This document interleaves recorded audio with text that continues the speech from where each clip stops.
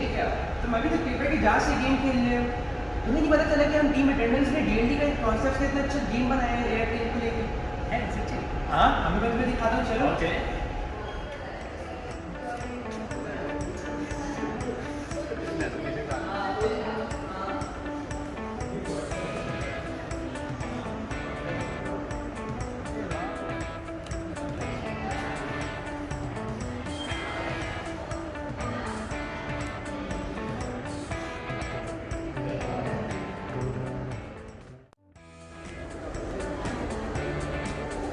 Hello, my name is Mohammad Hassan Khan.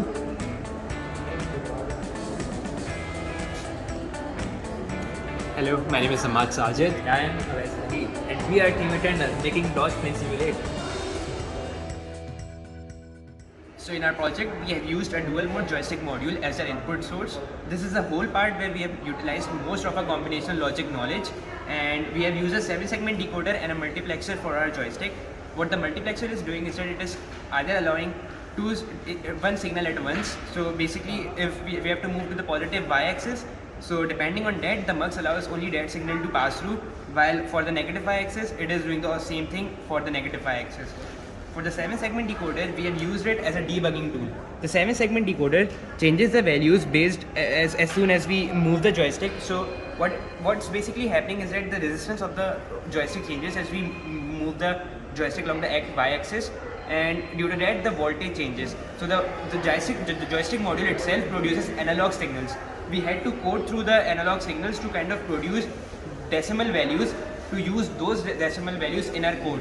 So what this means that between 0 to 3, which means that when the voltage is minimum, our plane moves upwards, while for between the values from 9 to 14, where the voltage is maximum, we make our plane move downwards. So we had to convert the analog signals into decimal values so that we can kind of come up with the conditions to control the movement of our plane. Now I will demonstrate the FSM of our project. The game starts and the first operation to occur is the generation of assets that are plane and obstacle. This state uses the Moore machine to keep generating assets and it gives an output from memory. The plane generated could be moved to dodge the obstacles that can be moved up or down. This is the part where we use mini machine because the output is dependent on input as well. The plane then dodges the obstacles and the game keeps on running forever until the plane collides with an obstacle, and at such an instance the game is over. Up and down shift FSM. The purpose of this FSM is to facilitate the up or and downshift of our plane until it collides with an obstacle. We are using 2-bit binary values to assign this operation. This is a milli machine because the output depends on the present state as well as the input. The present state of our plane is stationary while the input can be up or down as per the user input. Game Logic FSM. This FSM is the heart of our project. There are two major states named play and reset. The above mentioned FSMs are linked with these. In play state, the game loop is executed, and during this phase, the airplane shifts up or down until it strikes with any hurdle.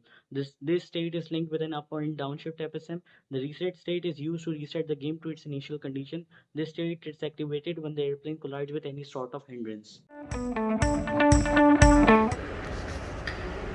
So in our visual display, we have three main components.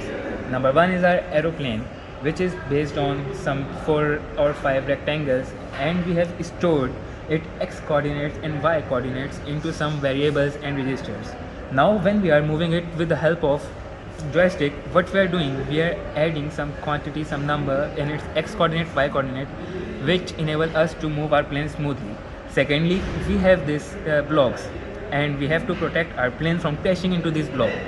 Now these blocks are generating randomly across the screen, which are looping around the screen with some velocity which I have predefined and is different for every block. Okay, now I'm going to demonstrate the game. This is the play button. When I on it, our game start. Now you can start.